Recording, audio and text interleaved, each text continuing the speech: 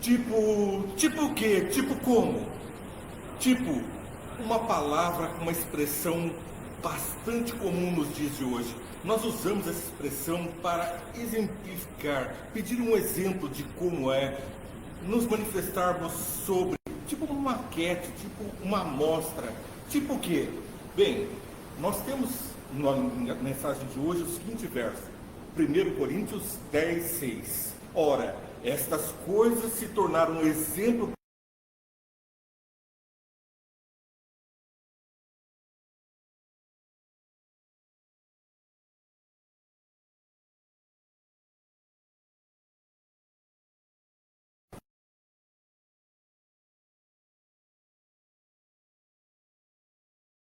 predominante de Paulo na época. O mundo todo estava dominado pela Grécia e a língua predominante entre Roma e Grécia era justamente no período de transição entre o reinado de Roma para o da, ainda sob a influência da Grécia, né? Que havia sido reinado anteriormente. Agora Roma ainda estava impregnada com essa língua. E Paulo usou a língua dos gregos para falar aos coríntios. Então ali em Coríntios vem essa mensagem poderosa, onde nos dá o tipo, o exemplo. O exemplo, por exemplo, da mensagem de hoje é o batismo em Moisés. É um tipo de batismo para os crentes de época. Ali nós vemos, por exemplo, Paulo considerou esses importantes locais na jornada no deserto como um tipo, um exemplo, um batismo individual. Seguindo a lógica de Paulo, a referência ao alimento espiritual deve se referir ao maná. Portanto, se as pessoas, os israelitas, são alimentados com o pão dos céus, o maná, nós vemos que hoje somos também alimentados por uma espécie de maná, um tipo de maná. E esse maná, nós vamos ver, é a mensagem, é a palavra, é o que está escrito, é o que veio de Jesus diretamente para mim e para você. Além do batismo em Moisés, vindo diretamente pelo pão, pelo maná, o pão dos anjos, que caiu dos céus, nós vemos que Israel tinha bebido da rocha, e a rocha ele identifica como sendo Cristo.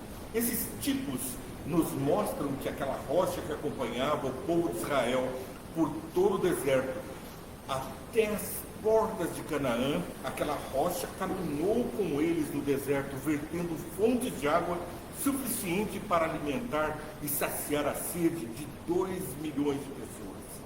Então, não é pouca a água, animais também se abeberavam daquela água, era sobrevivência, é no meio do deserto da vida, da tentação, do pecado, nós temos uma fonte de água viva. Lembra da mulher que estava junto ao poço? Aquela que tinha tido 5 maridos e o que ela estava com ele agora não era o seu marido? Jesus pediu água a ela e ela disse que ali ela desafiava Jesus e Jesus se apresenta como a fonte de água viva, de que quem bebe dessa água não terá mais sede. E ela pergunta, o senhor não tem nenhum jarro? Está me pedindo água? Depois que ela compreende a verdade de frente a quem ela está, quando Jesus se revela como conhecedor do íntimo, do coração do pecador, no meio do deserto, aquele poço, estava Jesus a saciar a sede, não a sede material, a sede espiritual. Aquela moça estava em perdidas acusações, estava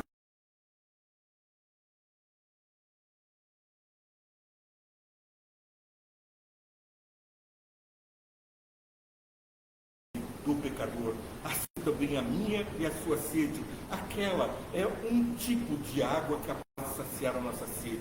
A rocha que caminhava com o povo, nunca mais terão sede, é a mensagem, porque eles haviam reclamado da falta d'água no começo do caminho para Canaã.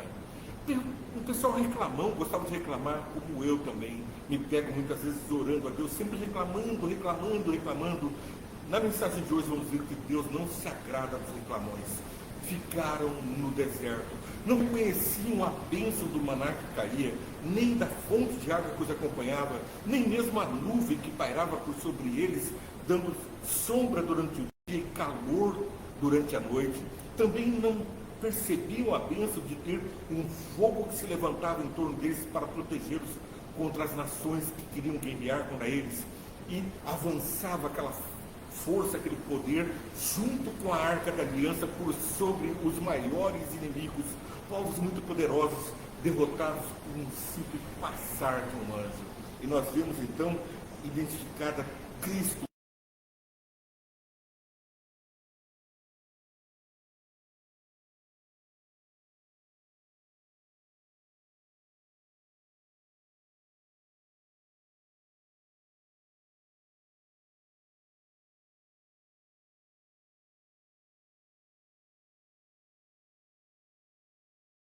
E como água viva, como está também em João 4,10.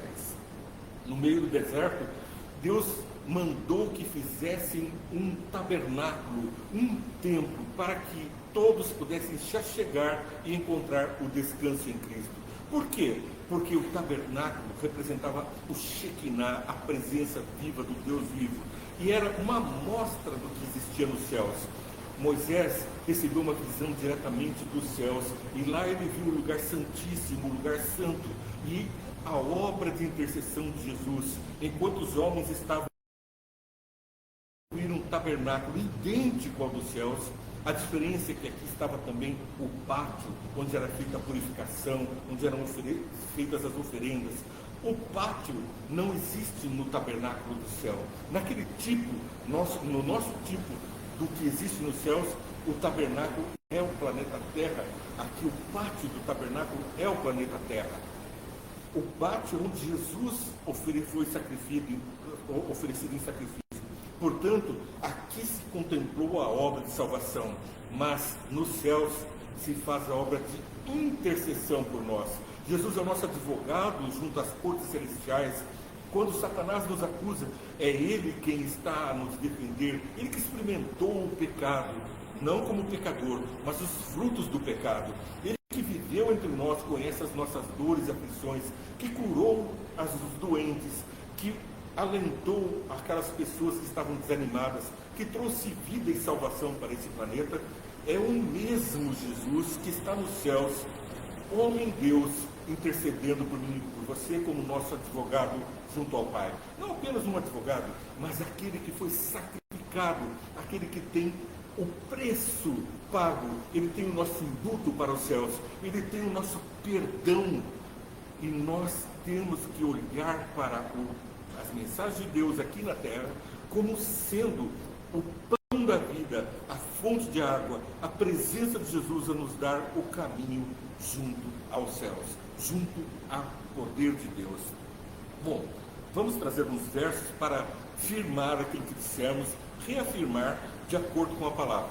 Não podemos fugir daquilo que nos orienta a palavra de Deus. Então vamos orar. Senhor Deus, ao abrirmos a Tua palavra, pedimos que o Senhor nos oriente para que não tropecemos em engano, que o enganador fique longe e que nossa cabeça fique ilustrada pelo poder do Espírito Santo, que nos abra a mente e a compreensão para compreendermos as revelações maravilhosas que o Senhor tem tipificadas na palavra de Deus para nós. Abençoa os que estão participando, os que estão ouvindo, faz com que a vida deles seja multiplicada em bênçãos para que todos à sua volta sintam o frescor da água da vida e o pão da vida que nós partilhamos com os nossos semelhantes. Abençoa, portanto, a todos, que eles possam frutificar em nome de Jesus. Amém.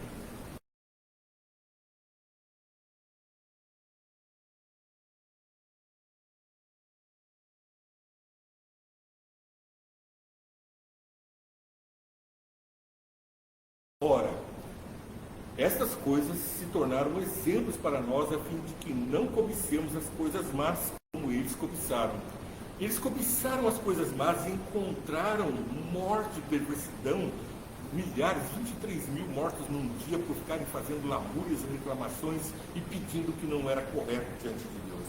Vamos ver o que Paulo pediu e se ele foi atendido. Capítulo 10 de 1 Coríntios, escrito em grego, trazido para a nossa língua na palavra de Deus. Porque não quero, irmãos, que vocês ignorem o fato de que todos os nossos antepassados estiveram na nuvem e todos passaram pelo mar. Em Moisés, todos eles foram batizados na nuvem e no mar. Todos comeram do mesmo alimento espiritual e beberam da mesma bebida espiritual, pois bebiam da rocha espiritual que os acompanhava, e essa rocha era Cristo. A palavra de Deus, portanto, descreve que uma rocha caminhava com eles no deserto e era o próprio Jesus vertendo fontes de água viva, um ser espiritual presente, um ser que se comprometia a vir pessoalmente. Era o tipo da vinda de Jesus, é o tipo de como Deus opera a salvação aqui e nos céus. Contudo,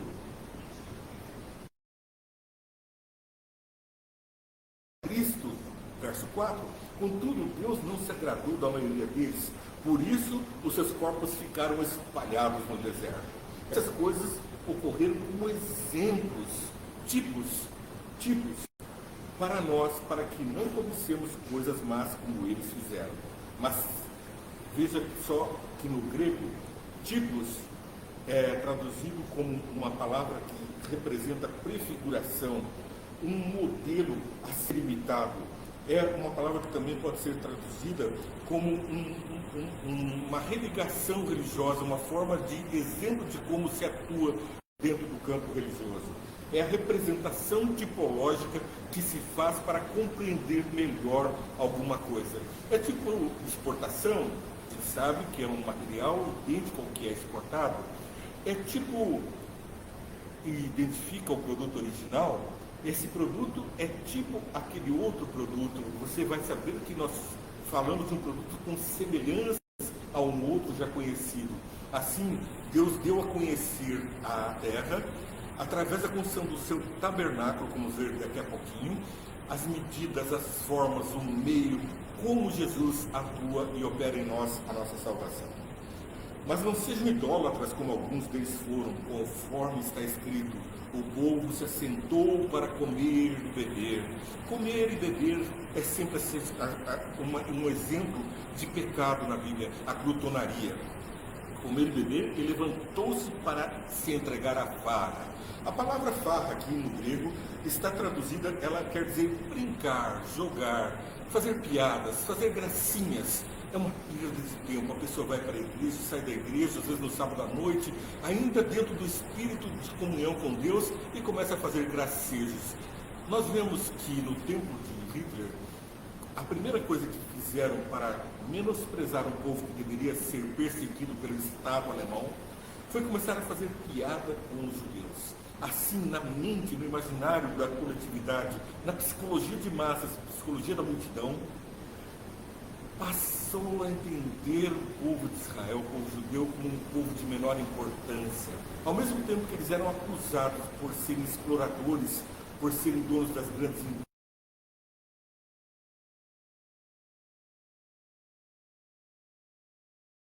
de ser um povo de menor qualidade. Assim surgiu a ideia de que aquele povo era melhor que os outros e que o povo judeu era de uma qualidade inferior e deveria ser perseguido. Através de piadas e gracejos, nós inferiorizamos os outros. Normalmente rimos da condição de outros, rimos da condição daquele que foi feito à imagem e semelhança de Deus. Isso não é aceitável. Bom, não pratiquemos imoralidades que eles fizeram, porque nesses bacanais, nesses carnavais que eles faziam, a idolatria seguia-se de festas religiosas, e dentro dos templos havia bacanais, havia prostituição, havia as prostitutas que se ofereciam como no lugar dos deuses. Aquelas mulheres estavam fazendo a obra de Satanás dentro da igreja, e aqueles homens eram pervertidos pelo mal e estavam praticando as obras do Pai que eles tinham. E num só dia morreram 23 mil. Não devemos pôr o Senhor à prova. Às vezes nós ficamos testando se Deus vai aceitar, até quando, até como vai ser essa situação. Mas nós devemos entender que esse tipo das coisas que aconteceram são para nós uma advertência. 23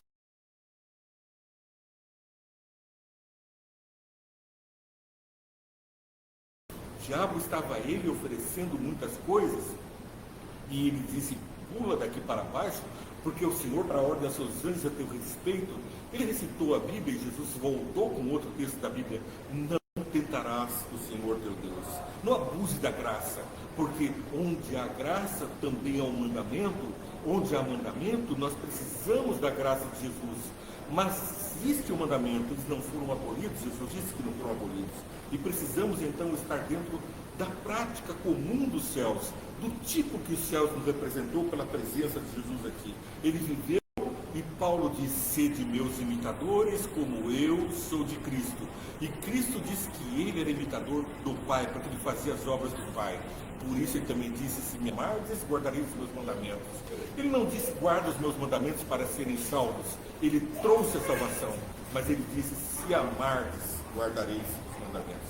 Essas coisas aconteceram a eles como exemplos e foram escritas como advertência para nós sobre quem tem chegado o fim dos tempos. Assim, aquele que julga estar firme, cuide-se para que não caia. Não sobreveio a vocês tentação que não fosse comum aos homens. E Deus é fiel, Ele não permitirá que vocês sejam tentados além do que podem suportar. Mas quando forem tentados, Ele mesmo lhe providenciará o escape para que possam suportar. Que maravilha, nós não estamos abandonados. Nós temos um Salvador que está exemplificado em Hebreus capítulo 8, verso 5. Leia os 5 e os 6. Eles servem num santuário que é cópia, sombra, tipo daquele que está nos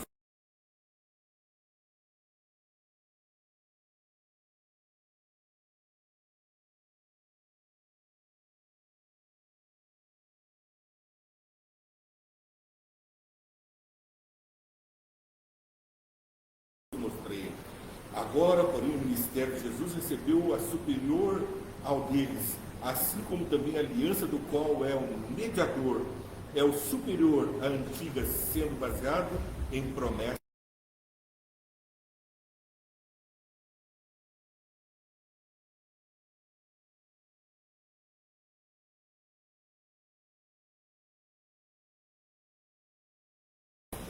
Nós vemos um Pai de amor que cuida de nós, Ele dá o maná, Ele dá a água, dá a sombra, dá para o cerco de proteção, dá o sustento, nem as sandálias dos pés se gastaram.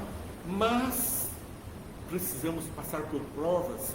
Os pobres sempre tereis convosco, no mundo tereis aflições, a terra produzirá cardos e abrolhos. Deus Jesus foi avisando as consequências do pecado. E as consequências do pecado se perpetuam até a terceira e quarta geração dos que desobedecem a Deus. Mas daqueles que amam a Deus e a sua justiça, nós temos o amor do Pai até 1000 gerações. Perceba que Paulo pediu a Deus, 2 Coríntios 12, verso 7, para impedir que eu me exaltasse por causa da grandeza da revelação, foi-me dado um espinho na carne, um mensageiro de Satanás para me atormentar. 3 vezes roguei ao Senhor que o tirasse de mim. Mas ele me disse: minha graça é suficiente para você, pois o meu poder se aperfeiçoa na fraqueza. Portanto, me gloriarei ainda mais alegremente em minha fraqueza, para que o poder de Cristo repouse em mim. Por isso, por amor de Cristo, regozijo-me nas fraquezas, nos insultos, nas necessidades, nas perseguições, nas angústias, pois quando sou fraco é que sou forte, porque Jesus está comigo. Nos momentos em que nos sentimos mais fracos, vemos na mensagem da caminhada sobre a areia, nas pegadas, existe apenas uma pegada, e não vemos a pegada nossa, porque é Jesus que está nos carregando. Assim, a mensagem se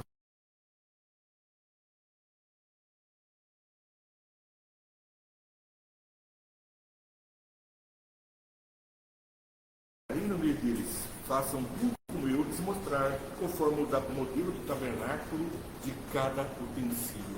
Cada detalhe do tabernáculo idêntico ao que está presente nos céus. Ali, nessas figuras tão pouco estudadas pelo mundo religioso hoje, estão os tipos do que Cristo está fazendo nos céus, de como os céus estão preparando a minha e a sua salvação. E continua, Êxodo 16, 31 a 35. O povo de Israel chamou maná aquele pão. Era branco como semente de coentro e tinha gosto de bolo de mel. Disse Moisés: o Senhor ordenou-lhes que recolham um jarro de maná e que o guardem para futuras gerações, para que vejam o pão que lhes dei no deserto, quando os tirei do Egito. Esse material está guardado dentro da arca, em algum lugar secreto, e vai ser revelado a nós nos últimos dias logo, porque estamos nos últimos dias. E então veremos o maná, veremos as tábuas da lei, os ordenamentos de Cristo guardados dentro da arca da aliança. Mas continuamos até o verso 35. Então Moisés disse a Arão: põe uma vasilha medida de um jarro de maná e coloque-a diante do Senhor para que seja conservado para as futuras gerações. Assim Deus conserva o nosso alimento e a nossa vida. Os israelitas comeram maná durante 40 anos até chegarem a uma terra habitável. Comeram maná até chegarem às fronteiras de Canaã. O jarro é a 10ª parte de uma arroba. Portanto, eles estavam ali com 1,5 kg por dia de alimentos, né? Bom, o que nós temos agora? O povo de Deus recebeu diretamente o alimento dos céus, o alimento dos anjos, que os manteve durante o tempo do deserto. Mas quando chegaram à terra próspera, Canaã, voltaram a cultivar. 1 Coríntios 10, 4. E beberam da mesma bebida espiritual, pois bebiam da